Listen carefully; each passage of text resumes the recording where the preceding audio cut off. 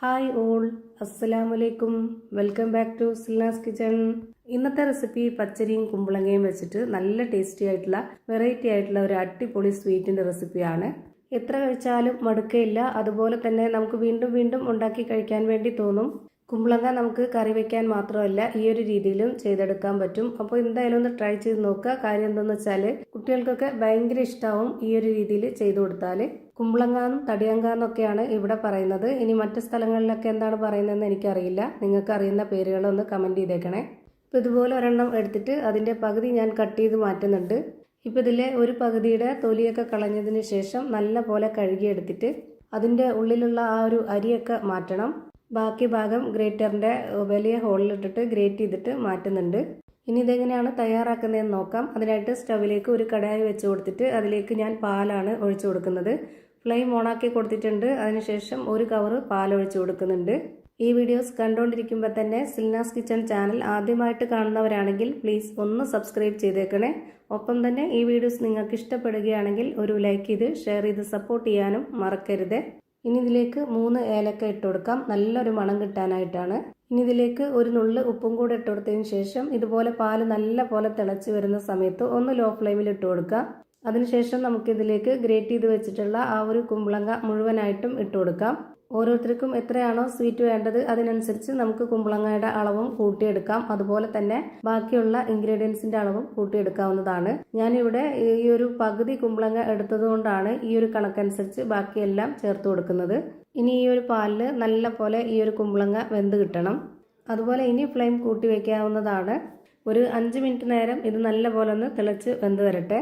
അതുപോലെ ഞാൻ ഇതിലേക്ക് 250 ml കപ്പിൻ്റെ അളവിൽ 1 കപ്പ് പച്ചരി, സാദാ പച്ചരിയാണ്, അതേ കപ്പ് അളവിൽ തന്നെ 2 കപ്പ് വെള്ളം വെച്ചിട്ട് കുക്കറിൽ നല്ല പോലെ വേവിച്ചെടുത്തിട്ടുണ്ട്. എന്നിട്ട് ഈ ഒരു കുമ്പളങ്ങ വെന്തതിന് ശേഷം ആ ഒരു പച്ചരി മുഴുവനായിട്ടും ഇതിലേക്ക് ഇട്ട് കൊടുക്കുകയാണ് ചെയ്യുന്നത്. ഇനി ഇതും കൂടെ ചേർത്ത് നല്ല പോലെ ഇതൊന്ന് ഇളക്കി കൊടുക്കണം. അപ്പോഴും ഫ്ലെയിം മീഡിയം ഫ്ലെയിമിൽ വെച്ച് കൊടുത്തിട്ട് നല്ല പോലെ ഇളക്കി കൊടുത്ത് രണ്ടും കൂടെ ചേർത്ത് നന്നായിട്ടൊന്ന് വേവിച്ചെടുക്കണം.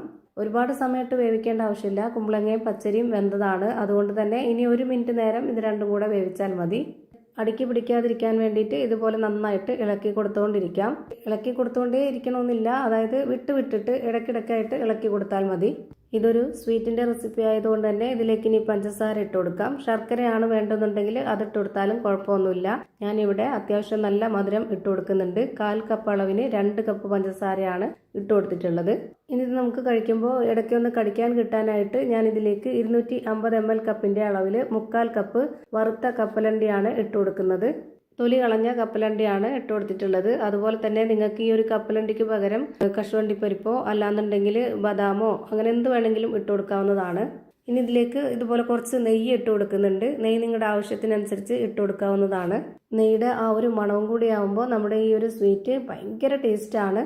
പറഞ്ഞറിയിക്കാൻ പറ്റാത്ത അത്രയും നല്ല ടേസ്റ്റി ആയിട്ടുള്ള ഒരു സ്വീറ്റാണ്. കുട്ടികൾക്കും വലിയവർക്കൊക്കെ ഒരുപാട് ഇഷ്ടമാവും. ഇപ്പോൾ ഇത് നല്ലപോലെ വെന്ത് കുറുകി വന്നിട്ടുണ്ട്. ഇനി ഇതിൻ്റെ ഫ്ലെയിം ഓഫ് ചെയ്ത് കൊടുക്കാം. ഇനി നമുക്ക് ഇഷ്ടമുള്ളതിനനുസരിച്ച് ചൂടോട് കൂടിയോ ചൂടാറിയോ സ്പൂൺ കൊണ്ട് കോരി കഴിക്കാവുന്നതാണ്. അപ്പോൾ ഇത്രയേ ഉള്ളൂ ഇന്നത്തെ വീഡിയോ ഇഷ്ടമായാൽ ലൈക്ക് ചെയ്യാനും കമൻറ്റ് ചെയ്യാനും ഷെയർ ചെയ്യാനും മറക്കരുത്. അതുപോലെ തന്നെ ഞാനിടുന്ന പുതിയ വീഡിയോസ് നോട്ടിഫിക്കേഷനായിട്ട് കിട്ടുന്നതിന് വേണ്ടി സബ്സ്ക്രൈബ് ചെയ്ത് ബെല്ലൈക്കൺ അമർത്തി അതിൽ ഓൾ എന്ന ഓപ്ഷൻ എനേബിൾ ചെയ്ത് കൊടുക്കാനും മറക്കരുത്. പുതിയൊരു വീഡിയോയുമായി വീണ്ടും വരും. Thank you for watching.